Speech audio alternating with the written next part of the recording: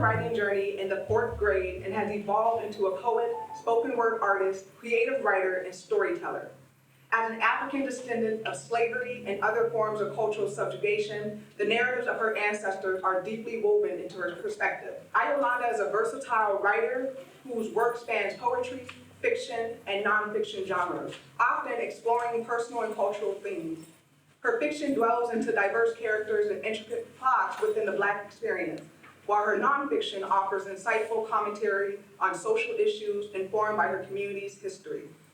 She is a wife and mother who holds numerous roles of responsibility within her community, including leading her organization titled Black Family Blueprint alongside her husband, Mr. Bandele. Thank you.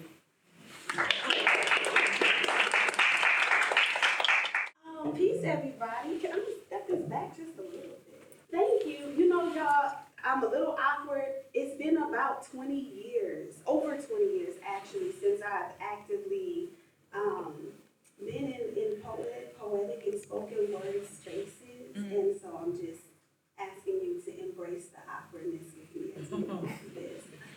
So my writing is rooted in healing, and so you hear the themes of healing, especially historical trauma. You'll hear those pieces come up in my pieces, and I'm so happy to be here with some of my writing cohort fellowship loves. It's good to be here in this space.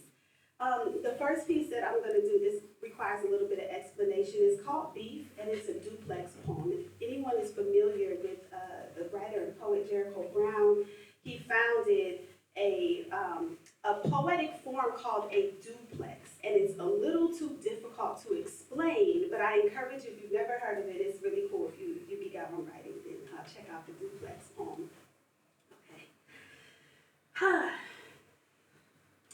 He became a vegan in his 20s. Black belts against black bodies leave marks unseen. Unseen sacrifice for red and brown flesh. Submission requires fear of something. Some things need nothing more than attrition. Trauma tricks hearts and extends to hands. And trauma-bound hands extend to black belts. Seared flesh in a heavy bottom pot.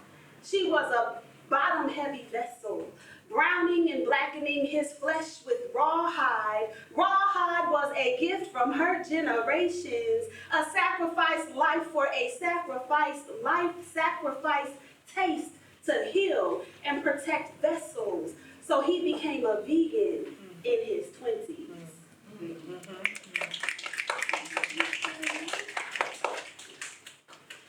If anybody got like a family member or a friend who's always calling you asking for money, or it's entitled, "You Can't Keep Calling Me for Cash, Comrade." You can't keep calling me for cash, comrade. Cash causing cataclysmic clashes, comrade. Co-opting camaraderie and connection, comrade. Causing confrontation. Creating combat in our chemistry. Constructive contact coming quick. Cooling the core. Carrying crooked crown and crystal commissary. Collecting copacetic composure, counteracting consequence. Curbing corpse, comrade. Chill, comrade. Cash ain't change. Cash ain't change.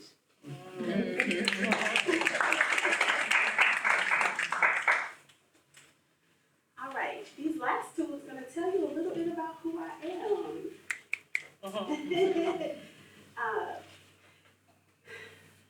She was a 1930s baby.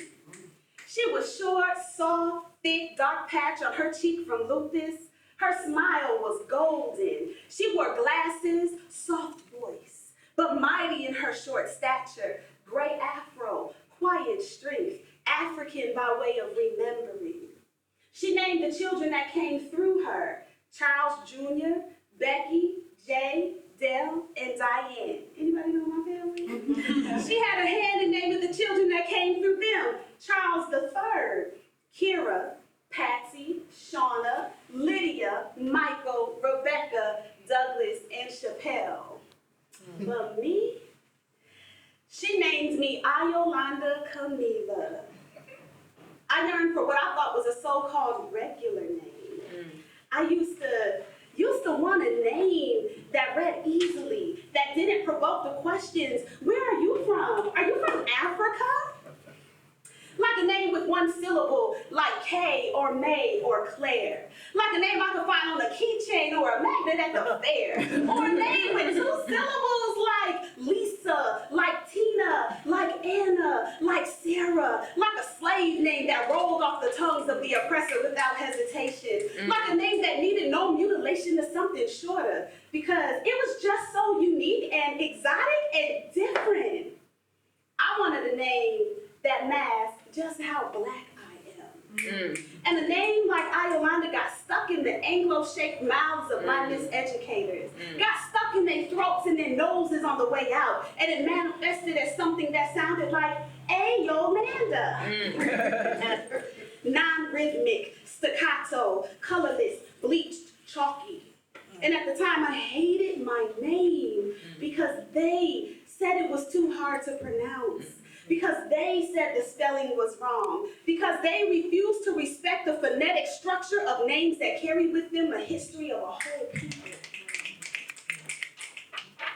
But now, I love my name and I will correct you. My name is Ayolanda, Ayolanda, 8 letters with 4 fluid syllables, one of a kind like a graffiti tag covering the bench in your favorite park. My name is like big bubble letters blasted in Blockbuster on the buildings of the boulevard. Grandmother made sure that when you heard my name, you gonna know it's me. She was my father's mother. I didn't get to spend too much time with her while she was here because, you know, dysfunctional families be like that sometimes, right? You be thinking you have more time, and then they're gone. But spiritual connection transcends physical death. So she knew me. My grandma knew who I was before my first breath.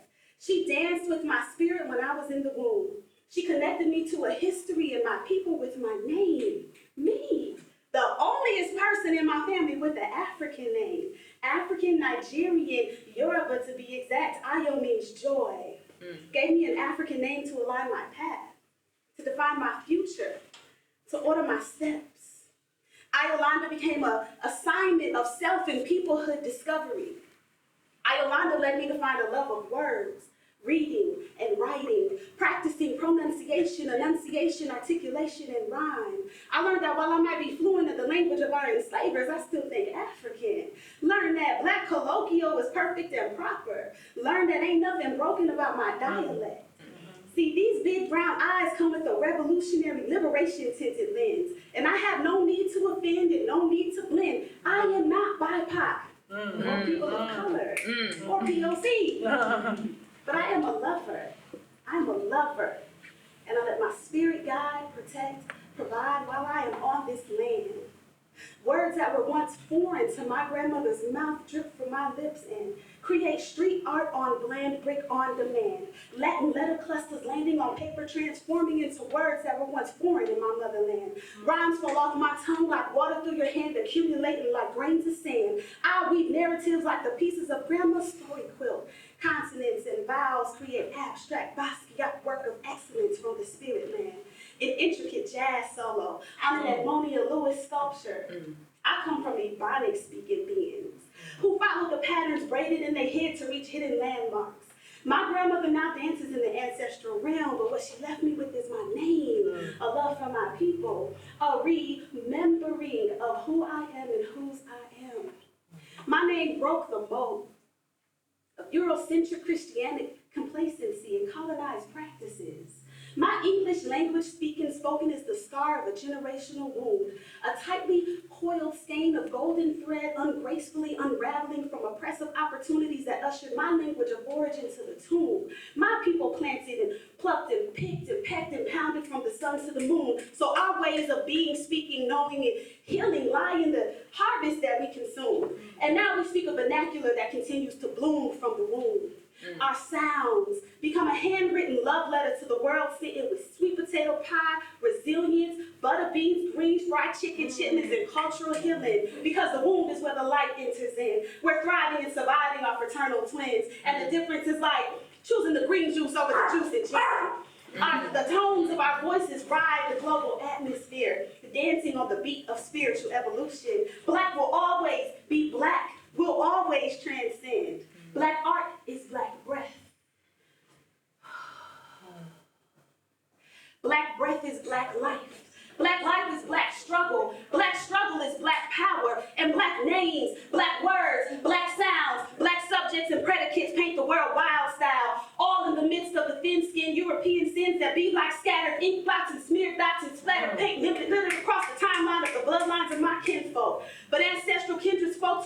smoking, we be mighty like Octavia Butler's pen stroke. Lines be future telling, keeping eyes wide open. My blackness ain't no field trip, project, program, proposal, proposition, payday, or dividend. For historically white institutions to pretend that they comprehend how deep the myth of white supremacy extends. My culture and my language ain't no costume to be perpetrated with no recognition in your favorite TikTok trend. I am not your Negro. Word to black writers like James Baldwin, Toni Morrison, Ralph Ellison, and Zora Neale Hurston. Because black literature is the arms of our grand bearers massaging our eternal soul. Black literature, the spoken word and the written, be stimulating stimulation, elevating elevation, educating education, and teaching forever lessons with words and names that were once foreign to our grandmother's tongue.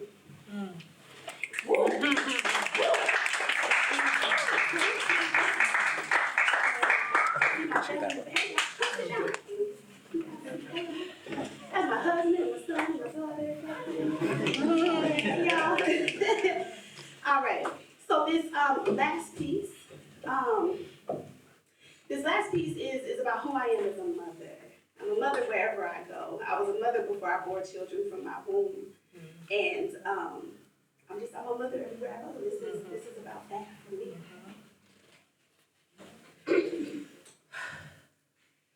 Generation X, new millennium abolitionist.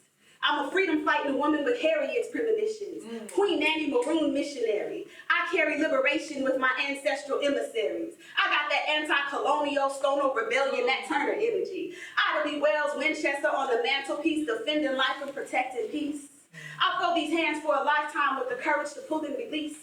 Standing on the front line, 12G slung on my spine, hip concealing my 9-380 ready to buy time if it means our babies have a shot.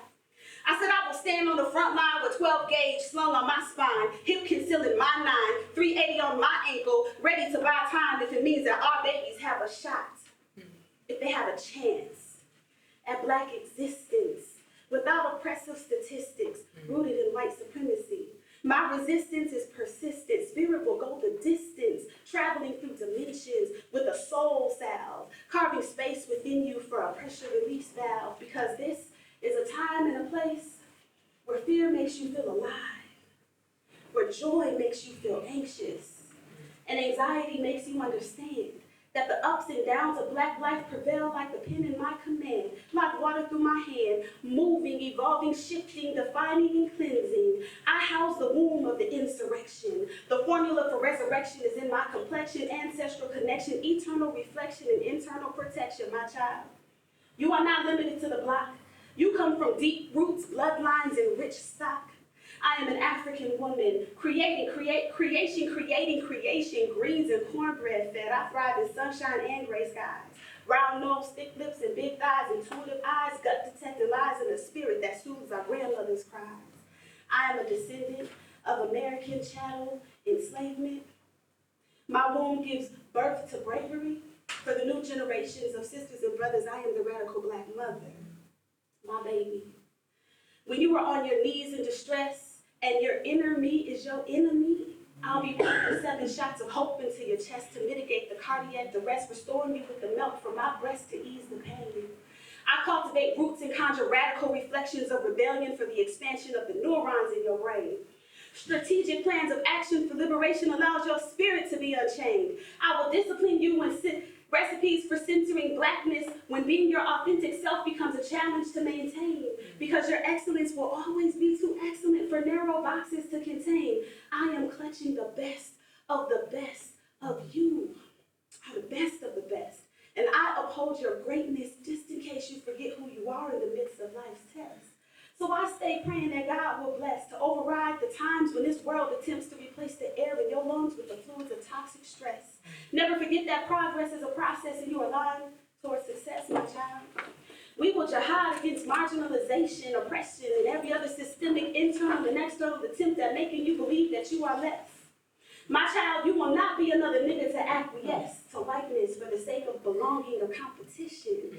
We on that 2025 modern day abolition, that blackity black cultural transmission, that return to the earth expedition, Florida water purification, humble supplication, and ancestral intuition. Remember, your blackness never needs permission. Just make sure that your cognition never runs out of ammunition demolition of the delusion of white supremacy and racist institutional conditions. You will not die in the darkness. You will become rooted, because what harms you arms you. You were born to live. You were born to fight. I will lay my life down to protect you, because you were born to experience. Black is beautiful.